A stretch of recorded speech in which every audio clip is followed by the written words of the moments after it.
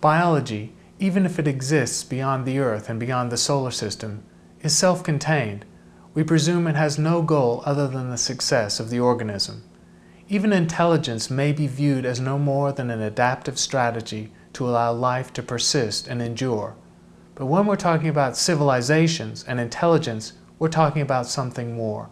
We're talking about the collection and transmission of knowledge, the idea of exploring and understanding your natural environment to possibly even include the universe. Civilizations allow the transmission and accumulation of knowledge. It implies technology and duration, or no communication is possible.